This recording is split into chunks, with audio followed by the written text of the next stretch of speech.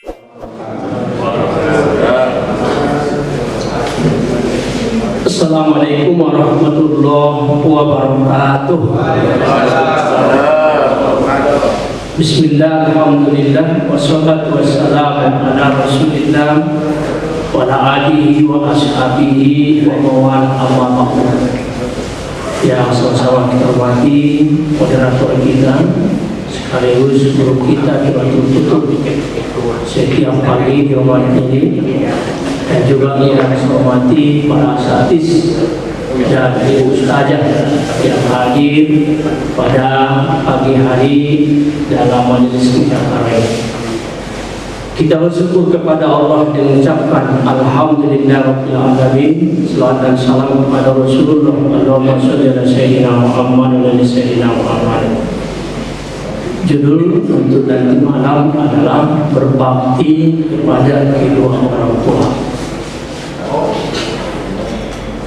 Setiap kita berbicara itu paling penting definisi atau pengertian mengawali setiap pembicaraan. Maka di sini yang pertama pengertian orang tua. Orang tua adalah ayah ibu dari seorang anak, baik melalui hubungan biologis maupun sosial. Umumnya yang bertanggung jawab dalam suatu keluarga atau tugas rumah tangga dan kehidupan sehari-hari. Bagusnya buat umumnya itu. Salah itu kenal yang bertanggung jawab, tapi tidak apa-apa. Itulah orang tua. Maka orang tua ini ada dua. Satu, orang tua biologis. Yang kedua, orang tua non biologis, termasuk ayah, angkat, orang tua sambung. Maka ketika berbicara hadis iza matal insanu in kuntu amaluhu illa min salasin, termasuk sedekah jariyah atau ilmiah tauhid atau waladun sholih. Waladun sholih di situ bukan anak kandung saja. Kalau anak kandung ini, anak kandung itu bintu. Di situ adalah waladun sholih, itu adalah anak baik secara biologis maupun secara non biologis. Kalau cuma anak kandung saja, bagaimana orang yang mandul, bagaimana orang yang tidak punya anak? Dia juga fitrah yang mendapatkan anak. Nanti dituntutnya di depan orang. Saya juga ingin punya anak, ya kenapa saya tidak punya anak? Jadi tidak boleh kecil hati, tidak ada anak. Anak siapa saja yang bisa kita lakukan menjadi anak soleh, itu juga akan sampai doanya kepada kita. Maka dibuat waladun itu panggilan umum. Bahkan ada saya baca hadis, orang tua yang menjolimi anaknya tidak akan sampai doa anaknya kepadanya. Contoh, ibunya melahirkan, hendak bertanggung jawab, dibuangnya ke tong sampah, atau dibuangnya ke tempat lain, atau dijual, diambil orang. Jadi anak yang soleh pantas tidak ibunya mendapatkan doa dari anaknya. Begitu kejam. Apa ada pantas orang tua yang mengasuhnya mulai kecil menyelamatkan dari anak yang soleh? Jadi di situ maka anak di sini, orang tua di sini, anak di sini adalah bahwa anak di sini anak yang soleh, baik anak biologis maupun non biologis. Artinya anak siapapun, karena itu karya kita tetap sampai doa. Yang kedua, pengertian berbakti kepada orang tua sederhana. Berbakti kepada orang tua adalah patuh dan taat kepada orang tua selama dalam kebaikan, karena tidak boleh mentaati siapapun kalau itu tidak kebaikan atau maksiat, tidak boleh. Nah, itu yang susah sekarang. Dan orang tua atasan pun kadang-kadang harus patuh. Udah jelas salah. Misalnya ya, maju, dakwah. Kalau itu maksiat siapapun dia tidak boleh dipatuhi. Walaupun pemerintah. Maka kaji kita semalam itu, kalau atiullah wa atiur rasul wa ulil amri minkum, tak pakai ati tadi. Kalau Allah mutlak, rasul mutlak. Tapi kalau pemimpin tidak mutlak, selama pemimpin itu yang diperintahkan itu adalah maslahat. Nah itu jadi berbakti kepada orang tua itu yang harus kita upayakan cara sederhana. Sekarang ayat-ayat tentang berbakti kepada orang tua, surah An-Nisa ayat 36. Bismillahirrahmanirrahim. Wa'budullaha wa la tusyriku bihi syai'an wa bil walidayni ihsana. Yang kita butuhkan sepotong ayat ini dalam mengkaji berbakti kepada orang tua. Kamu sembahlah Allah dan janganlah kamu mempersekutukan Allah dengan sesuatu apapun. Dan berbaktilah kepada kedua orang tua. Kalau kita lihat ayat ini, setelah Allah kita sembah, Allah kita ibadahi, kemudian adalah orang tua. Begitu tingginya derajat orang tua ketika kita berbakti. Ketika syirik kepada Allah, inna syirka la zulmun azim, sesungguhnya kesyirikan itu kezaliman yang sangat besar. Maka sendekan dengan durhaka berorang tua, karena itu juga adalah kezaliman yang sangat besar. Jadi sehebat apapun ibadah seseorang, tapi kalau durhaka berorang tua belum tentu. Kita lihat sejarah, tapi sejarah atau hikayat Al-Qamah ini populer apa yang ceritanya. Ketika Al-Qamah yang sakit sudah hampir sakarat, lama betul meninggal. Maka heran sahabat.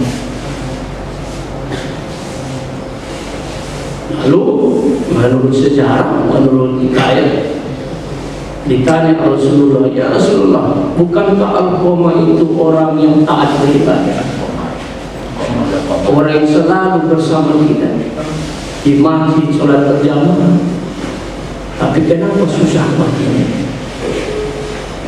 Kenapa susah matinya? Padahal dia ibadahnya bagus. Apa yang ditanya Rasul? Ada yang ibunya di rumah, ada yang punya datang wajahnya sakit itu. Memang tidak ada yang Rasulullah. Sehingga Rasul menyuruh sahabat untuk ke rumah ibunya. Lalu diceritakan, ibunya tetap tidak mau. Tidak mau. Tapi dia tidak mau cerita apa sesuatu. Kembali kepada Rasul, ya Rasulullah, ibunya tidak mau. Akhirnya Rasul mengatakan, kalian ke rumah Al-Qamah dan aku ke rumah ibunya. Datang Rasulullah. Lalu tanya Rasul, ibu tahu kalau anaknya Al-Qamah sedang sakit? Tahu. Kenapa ibu tidak mau melihatnya? Akhirnya ibunya menjawab, ya Rasulullah, kamu tahu kan Al-Qamah itu anak yatim? Iya. Boleh. Ya. Atau yang semisal. Akhirnya dia cuma Rasul disuruh untuk mengumpul kayu bakar. Untuk apa? Karena kami kasihan melihat anak ibu. Hanya apa kata ibunya? Ya Rasulullah, bagaimanapun itu adalah anak saya. Pada saat ibunya sadar memaafkannya, saat itulah Al-Qamah meninggal dunia. Begitu hebatnya derajat seorang ibu kepada anak, dada hijau dalam pentingnya. Oleh karena itu satu perbandingan sama kita. Kemudian ayat yang kedua sama dengan mengatakan tetap wa qadara rabbuka alla ta'budu illa iyyahu wa bil walidayni ihsana. Ihsan itu sama dengan ihsan, antak budallah ka'annaka tarahu fa illam takun tarahu fa innahu yaraka. Berbuat baik kepada orang tua itu ikhlas. Ikhlas. Bagaimana orang tua kita berbuat baik kepada kita? Itu arti ihsan kan? Ya, baik. Kapan saja, di mana saja, selalu kita berusaha untuk berbuat yang terbaik dengan tulus dan ikhlas bagaimanapun keadaan orang tua. Bahkan berbakti kepada orang tua ketika usia senja, ketika tidak berdaya. Itulah ujian yang paling besar sama kita ketika orang tua sakit, ketika usianya sudah tua. Kalau sudah tua, sensitif, pikiran sudah lemah, mudah tersinggung. Ini ujian. Bagaimana kita tetap berbakti dalam situasi seperti itu? Sama dengan kita suami istri. Berbakti suami kepada istri, istri kepada suami, yang paling utama ketika kita sudah tua. Anak mungkin sudah mulai kurang perhatiannya, apalagi orang lain. Kita suami istri yang butuh di situ kan cinta lagi, tapi apa? Kasih sayang. Jadi karena itu, ini antara lain ayatnya, hadis ini.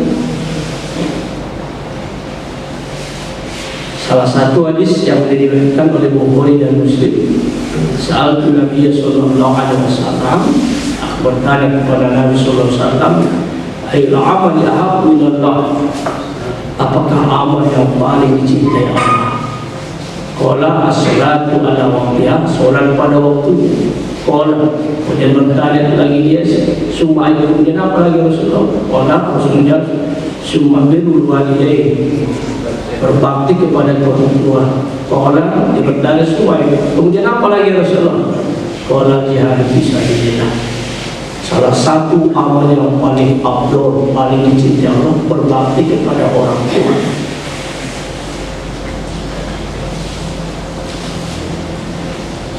Kemudian dari berikutnya, seorang sahabat bertanya kepada Rasul, kepada siapa lagi ya Rasulullah? Kepada siapa aku orang yang paling baik aku berbakti kepadanya? Pada siapa? Maka Rasul menjawab, ummuka, ibumu. Kemudian tanya lagi, siapa lagi Rasul? Ummuka, ibumu. Kemudian siapa Rasul? Ummuka. 3 kali, baru abuka. Apa nilai filosofisnya ini? 3 kali itu ada dalam ibu, tidak ada dalam kita seorang bapak. Apa yang 3 itu? 1, mengandung. Yang kedua, melahirkan. Yang ketiga, menyusui. Dan maka di sini menyangkut filosofisnya, artinya begitulah kemuliaan seorang ibu yang tidak dimiliki oleh seorang ayah. Kita begitu banyak ibu itu. Baru apakah? Kalau Rasul mengatakan al-jannatu tahta aqdamil ummahat, surga di bawah telapak kaki.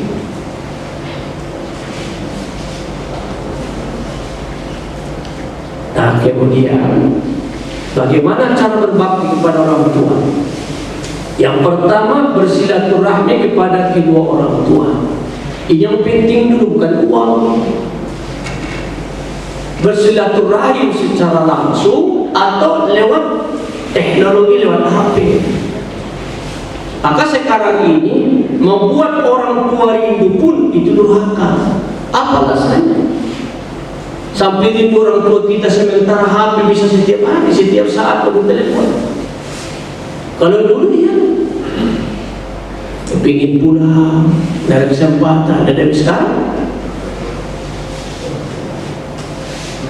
Bisa lampu langsung ketemu wajah kita walaupun itu lewat apa sudah mengobati kehidupan. Tapi kadang-kadang karena sibuk lupa kita kadang-kadang.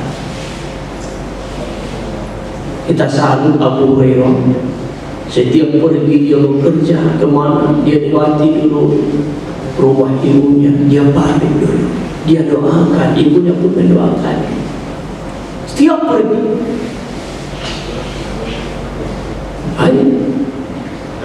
Bersilaturahmi kadang-kadang orang tua kita di sini karena sibuknya bisa berbulan-bulan tidak pernah ke sana. Alasan sibuk.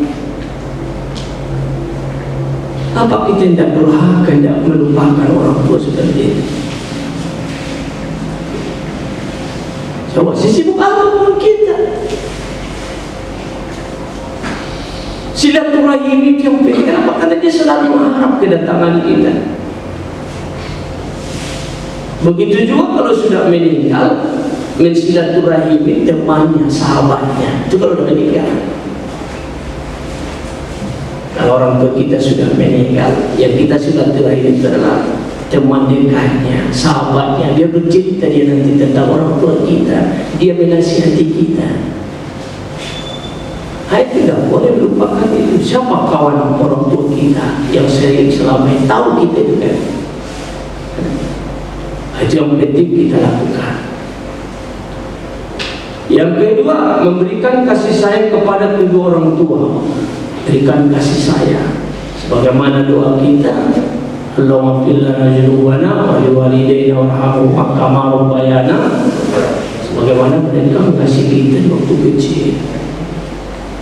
Kasih sayang.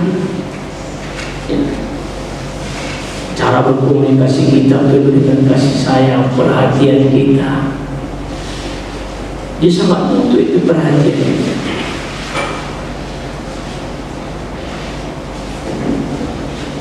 Kita jaga apa sesuatu yang kita tidak suka pun jangan harus dijawab, tapi jaga perasaan. Kita jaga. Walaupun tidak cocok, tidak sesuai dengan kita, tapi namanya berakhlak kepada orang tua itu jangan sempat terkoyak, tersobek hatinya, tersakiti. Karena orang tua itu harus perasaan. Hanya perlu kasih sayang. Yang ketiga, mematuhi perintahnya dan memenuhi janjinya. Lakukan perintahnya. Sekarang dengan kemajuan teknologi ini, anak kita semakin durhaka. Dipanggil sekali seolah-olah tak dengar. Dipanggil 2 kali, 3 kali, iya baru dikerjakan dulu. Bentar. Maka kemajuan teknologi ini semakin orang durhaka orang tua, tidak segera untuk mematuhi perintahnya. Tak rasakan itu.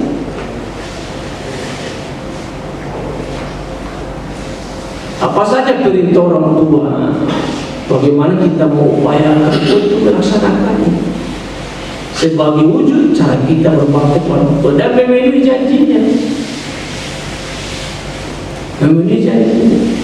Ada seorang sahabat berkata kepada Rasulullah, ya Rasulullah, apalagi yang tinggal bagiku untuk berbakti kepada orang tua kalau orang tua sudah tidak ada lagi nanti? Satu, menyolatkannya. Pas dia meninggal, kamu jadi imam, kamu menyolatkannya. Yang kedua, mendoakannya. Yang ketiga, memenuhi janjinya.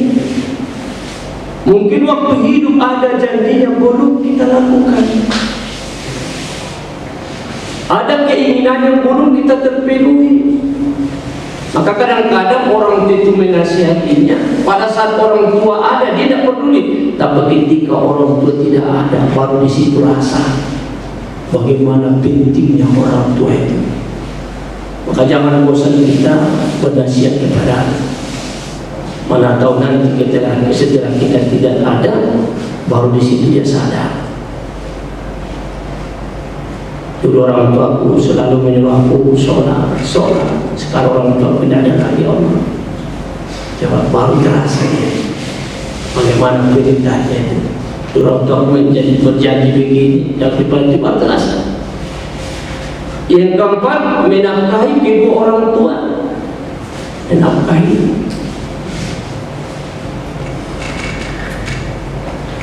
Jadi orang tua ini walaupun dia punya, walaupun tidak mengharap dia, tapi pemberian anak itu sangat berharga perasaan. Kenapa? Bukan ini yang perhatiannya. Gak bisa dikatakan. Tidak dikatakan kita orang sukses dalam hidup ini, sekaya apapun, sehebat apapun, setinggi apapun kedudukan kita, kalau orang tua tidak ikut menikmati. Dan hebat, kaya, dia tinggi kedudukan, tapi orang tua kasih jengkel. Apa hebat? Gimana hebat?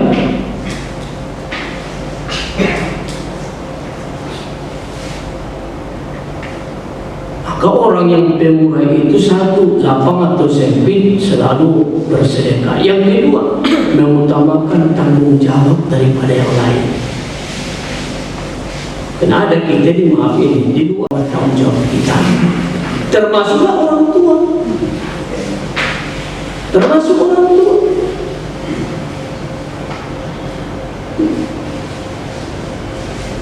Kadang-kadang kita sadar itu, tadi kita makan dengan kawan, kita bersenang-senang, pulang kita saya berpikir apa yang saya bawa ke rumah.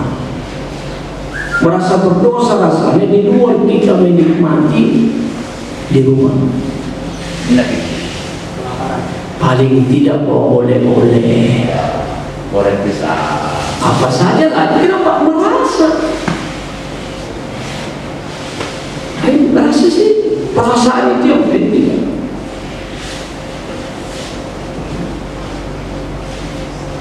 Maka di situ tadi, maka itu orang sukses itu betul-betul orang tuanya itu menikmatinya. Kadang-kadang itu yang kita tangis, yang kita sedihkan.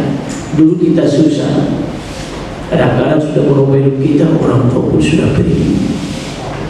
Di situ kadang-kadang yang sakit, yang apa itu rasanya sakit, ingin kita memberi tapi tiada lagi. Dulu ingin memberi tak ada.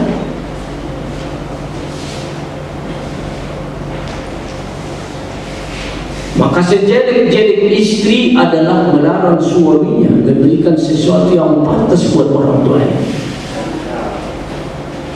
Dan secelaka-celaka suami melarang istrinya memberikan sesuatu yang pantas buat orang tuanya. Kurang pantas banget. Tidak pantas istri saya melarang saya memberikan sesuatu yang pantas buat orang tua saya. Kenapa? Tanpa orang tua saya tidak seperti ini. Kan itu bahasanya. Begitu juga kalau tidak ada orang tua yang membesarkan dia sampai besar, kita kan hidup bersama setelah besar. Ya pantas. Tapi apa ukuran pantas?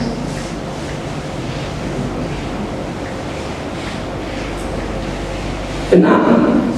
Ada orang kadang-kadang sama orang tua peduli pemurah, tapi sama mertua peduli. Itu yang harus kita letakkan. Tidak ada orang sempurna, tapi kita harus belajar dengan itu. Maka menafkahi kedua orang tua, kemudian mendoakan kedua orang tua. Mendoakannya ini walaupun dia masih hidup ataupun sudah meninggal dunia, kita mendoakannya. Yang terpenting lagi menjaga nama baik orang tua itu pun waktu hidupnya sudah meninggal. Kenapa? Karena sesuatu itu anak sianu, selalu ujungnya ke orang tua. Kalau dia baik itu anak sianu itu, tapi kalau jahat itu anak sianu, nama baik orang tua. Maka salah satu tugas kita dalam menjaga nama baik orang tua. Kenapa? Disitulah letak kemuliaan mereka. Tapi berapa banyak sekarang orang tua martabatnya hilang karena kelakuan anak-anaknya. Oleh karena itu antara lain. Terakhir, keutamaan berbakti kepada orang tua. Ambillah nanti mana yang penting. Pertama, berbakti kepada kedua orang tua lebih utama dari jihad di jalan Allah. Ketika mau berangkat perang, seorang anak muda bertanya, "Ya Rasulullah, apakah aku bisa ikut berperang, berjihad?" Kata Rasul, "Masih ada ibumu?" "Masih." "Ibumu lah jaga." Berarti Jadi apa yang perlu kifayah itu lebih utama dan itu perlu kifayah. Yang kedua, bakti kepada orang tua adalah kebaikan yang memediasi terkabulnya keterkabulan doa kepada Allah. Maka salah satu mengantar doa itu mustajab karena berbakti kepada orang. Maka salah satu kelebihan doa bersama itu apa? Mana tahu yang mengaminkan itu ada yang berbakti kepada orang tua. Maka dikatakan Rasul kalau 40 orang menyolatkan jenazah, salah satu ada yang menempati doa dia. Tidak tahu kita siapa. Salah satu mana ada tahu di situ ada orang yang berbakti kepada orang tua. Itulah mengantar doa yang mustajab.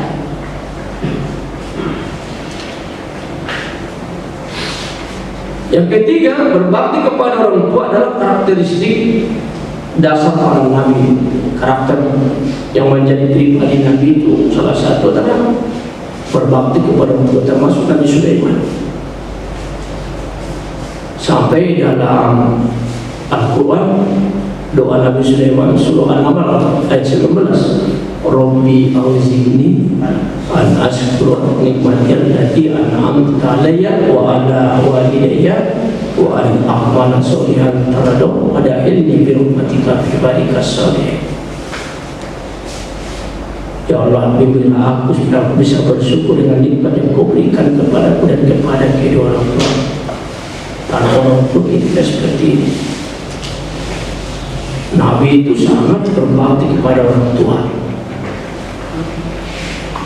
Yang keempat, ridho Allah terletak pada ridho kedua orang tua dan kemarahan Allah terletak pada kemarahan orang tua. Ini banyak hadisnya. Salah satu ridho Allah ridho walidain wa syukur bi syukur walidain. Ridho Allah ridho orang tua, murka Allah murka orang tua. Kalau Allah sudah murka sama kita, apalagi yang dibanggakan? Disitulah ridho Allah. Yang kelima, berbakti kepada orang tua menjadi sebab atau kunci untuk masuk surga. Maka jalan menuju ke surga itu salah satu jalannya adalah berbakti kepada kedua orang tua. Tidak alim betul dia, tapi baik buat orang tua. Subhanallah. Daripada alim dia tapi tidak peduli sama orang tua. Betul. Yang keenam, orang berbakti kepada orang tuanya, doanya dikabulkan. Doanya.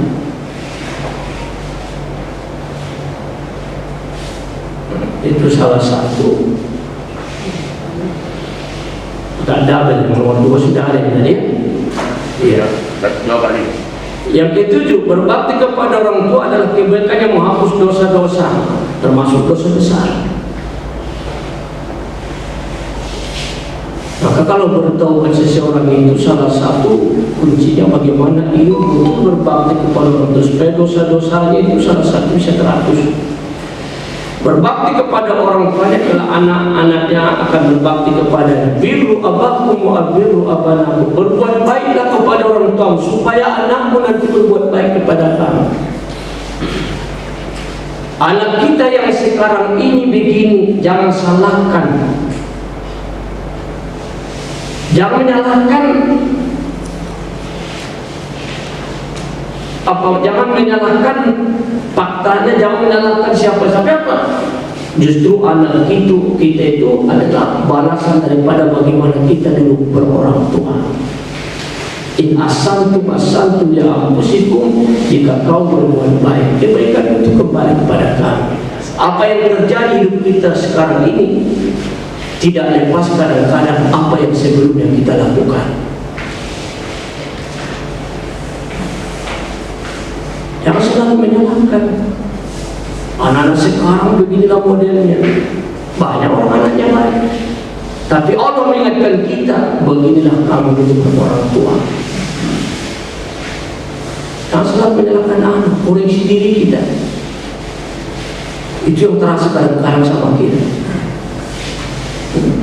Memang kita dulu pun begitu, ya Allah. Kalau kata orang apa namanya, hukum karma, kalau bahasa kasar, hukum karma itu kenapa? Dulu dia pun beruntung begitu. Padahal dijaga, itu kadang-kadang.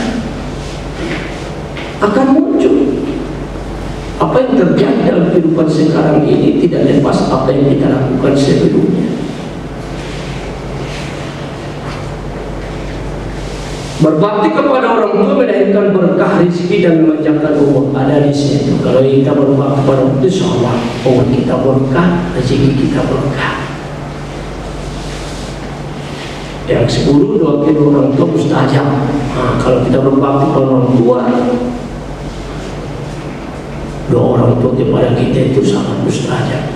Maka kalau masih ada orang tua, doakan yang banyak, salat malam, jodoh. Begitu ya Pak.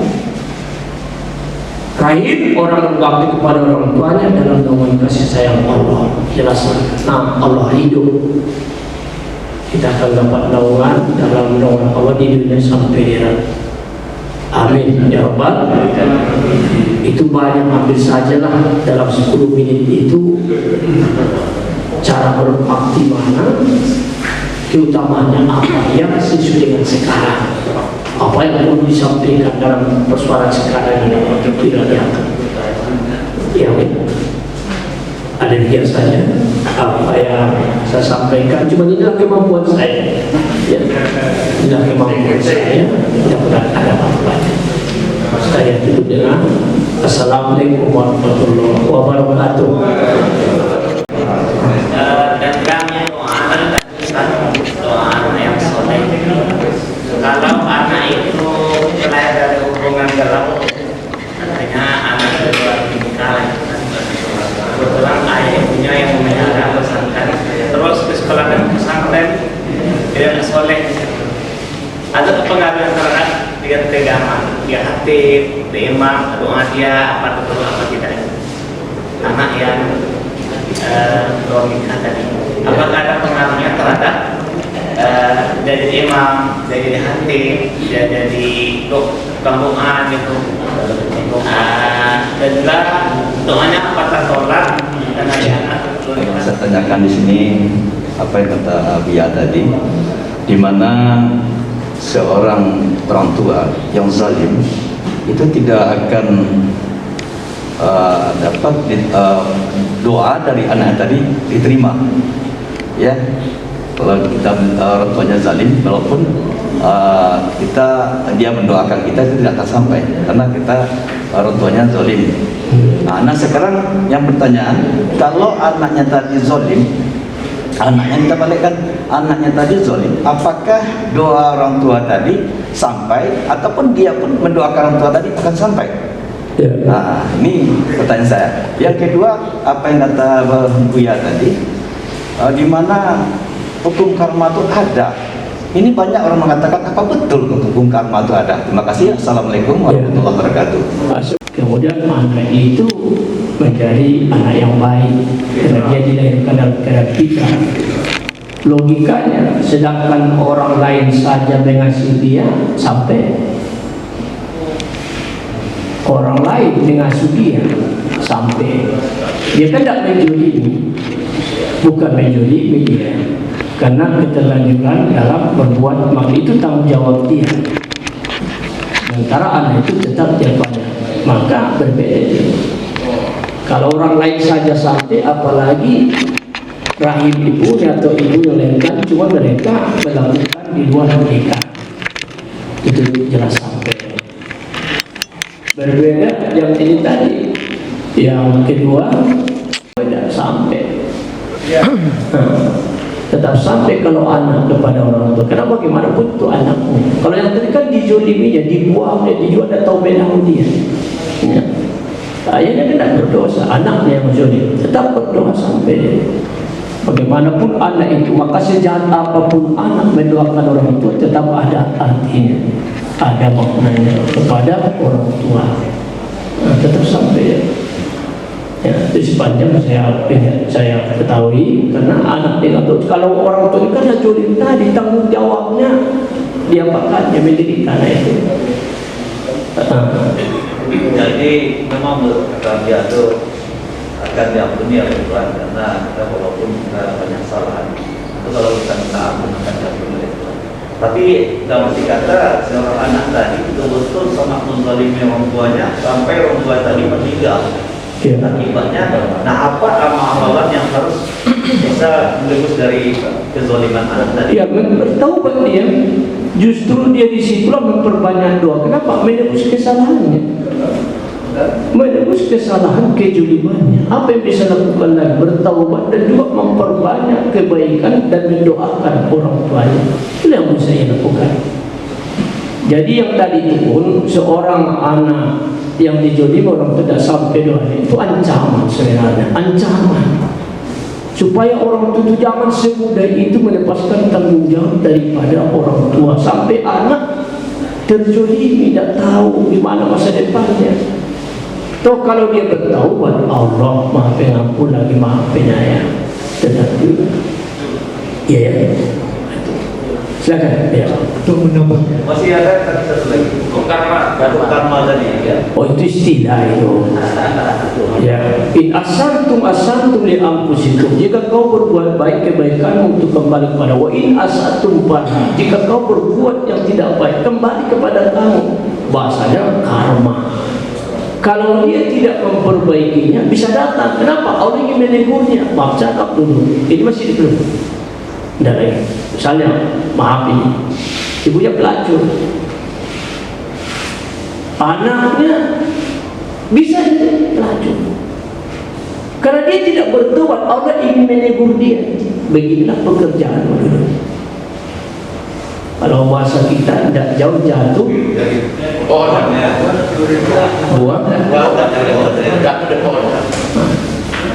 Tapi hukum karma itu istilah. Tapi yang jelas apapun yang kita lakukan yang baik di dunia, di akhirat tetap dapat. Yang buruk, cuman yang buruk ditunda Allah. Apa dia bertobat atau tidak? Tapi lambat launnya. Kalau saya menjolin orang, menipu orang, suatu saat akan saya rasakan juga itu. Jangan tenang-tenang, suatu saat nanti baru terasa. Tidak mungkin Allah berbuat. Tapi kalau diperbaikinya sebelum datang, wasari'u ila maghfiratin min rabbikum, segeralah kamu kepada keampunan kamu. Satu, sebelum Allah mengunci hatimu. Yang kedua, sebelum Allah menegurmu. Sebelum Allah menegurmu. Kalau sudah Allah menegur, lihatlah bangsa kita ini. Tahun 97 kita diberikan Allah pelan sampai sekarang tambah parah. Kenapa? Karena tidak mau berubah. Inna Allah la yughayyiru ma biqaumin hatta yughayyiru ma bi anfusihim. Sesungguhnya Allah tidak merubah nasib sesuatu kaum secara individu, secara berumah tangga, berbangsa, bermasyarakat, berbangsa dan bernegara sebelum mereka merubah diri mereka lebih dahulu. Jadi apa yang saya lakukan akan kembali kepada saya. Berarti kalau kita berbuat baik, sebenarnya berbuat baik untuk diri kita sendiri. Berbakti kepada orang tua supaya anak kita juga berbakti kepada dia. Kalau ada kita berbakti kepada orang tua tapi anak berengsek, itu ujian. Ujian Nabi Nuh. Kurang apa Nabi Nuh, tapi anaknya kanan ujian. Disitulah ada amal. Coba. Iya. Habis. Ini depan. lebih bijaksana. Ini kan kadang-kadang kita di masyarakat ataupun di mana saja kadang banyak menyalahkan, tengok anak itu berharga. Padahal kan jujurnya kadang-kadang kalau kita lihat zaman sekarang ini berbeda dengan ayah bunda kita zaman dulu. Ibu kita dahulu ketika melahirkan kita itu begitu dia mengeluarkan sampai berdarah gitu kan, sampai nyawa pun melayang. Tapi coba lihat orang tua kita sekarang, ibu sekarang. Oh, kalau dia sakit ada suntik. Ini supaya nanti kita lebih, jangan sampai kita menyalahkan sepihak. Kita akan ingin menciptakan anak yang soleha dengan hati supaya mereka berbakti. Tapi kadang-kadang ketika melahirkan sakit disuntik, ketika tak ada oksigen dikasih oksigen, ketika nanti tak bisa melahirkan dioperasi, sehingga ketika anak itu lahir, dan begitu anak itu lahir disuruh orang tua yang ngurus kita kesana kemari, sehingga tidak memperdulikan anak. Sementara besok kita mengharapkan anak yang soleh. Jadi tekanan kita di sini harus adil pula. Jangan semata-mata kita mengatakan anak tersebut durhaka. Saya bisa Tanggung jawab. ya. Iya. Tadi Ustadz kan Buya nyampaikan kalau anak tersebut, anak yang soleh itu harapan orang tua itu anak baik biologis maupun tidak biologis. Padahal ada dari Buya siapa Pak Hari pernah menyampaikan juga di depan kita bersama bahwa ketika kita nanti tidak mempunyai anak, kan itu kita katakan Allah tidak adil. Padahal untuk mendapatkan pahala sedekah jariah itu kan ada 3 itu. Ilmu yang bermanfaat, sedekah jariah. Walaupun kita tak diberikan anak, itu ujian bagi kita, tapi dengan sedekah jariah, ilmu bermanfaat tersebut, itulah akan mendapatkan amal-amal ibadah kita. Jadi kata beliau melakukan pari tersebut, tidak ada doa dari anak selain anak soleh itu yang biologis. Boleh, saya penafsirkan begitu. Kira begitu apanya? Iya. Untuk penambahan. Boleh. Nggak ada, kalau berpendapat anak yang tidak ada anak soleh itu ada anak kandung, boleh saja sedekah jariah ilmu. Tapi yang saya pelajari juga bahwa kata waladun di situ kata umum. Kalau anak kandung itu ibu. Abdullah Muhammad bin Abdullah itu anak kandung. Kalau itu sebutan ya terserah, tidak masalah. Ya bagaimana? Orang tua memberikan nafkah yang halal. Jangan menyalahkan anak, tapi yang dikasih yang tak halal. Anak sekarang begitu kan memang nafkah sekarang ini kehidupan ekonomi nafkah itu tidak jelas lagi. Jangan salahkan itu. Maka doa bangsa tidak tahu kenapa? Terlalu banyak anak yang durhaka. Sebagai siapa? Tanggung jawab orang tua berikan nafkah yang halal. Yang kedua, mendidiknya, termasuk pendidikan. Trilogi pendidikan, 1 pendidikan rumah tangga di rumah, kedua pendidikan di sekolah formal, yang ketiga pendidikan lingkungan. Itu tanggung jawab kita. Yang ketiga adalah memberikan contoh. Keteladan. Wal yasal ladina law tarku min khalfihim dzurriyyatan di'afahu wa lam yattaqullah wal yaqulu qul falyattaqullah. Kamu orang tua bertakwa dulu. Kamu memberikan contoh. Baru yang keempat mendoakan. Itu minimal tanggung jawab secara global. Jadi saling keterkaitan sebenarnya, Pak. Ya, mudah-mudahan. Silakan. Baik, assalamualaikum warahmatullahi wabarakatuh. Apa namanya? Kalau ayat saya kira bukan. Ayat. Tapi begini bahasanya. Orang yang kaya itu, orang yang makhluk itu bukanlah orang kaya yang tak menafkahkan hartanya kepada orang miskin atau yang lain. Tapi orang paling miskin itu adalah orang yang paling bakil itu adalah orang yang tidak mendoakan orang tua. Saya tidak tahu ini entah hadis apa. Mahfudot ya, tapi di mana letak apa yang bahasa ini? Bahagian dari bahagian termasuk tidak mendoakan orang tua. Itu kemiskinan jiwa daripada anak itu sendiri. Jadi bahagian daripada kemiskinan itu termasuklah dia mengatakan bukan orang miskin tidak memberikan sedekah kepada orang lain, dia itu bahagia. Bukan orang kaya yang tidak memberikan hartanya. Iya. Yang bakil itu biasanya orang yang dapat memberi. Iya. Jadi orang kaya yang tidak memberi itu bukan itu orang yang paling bakil.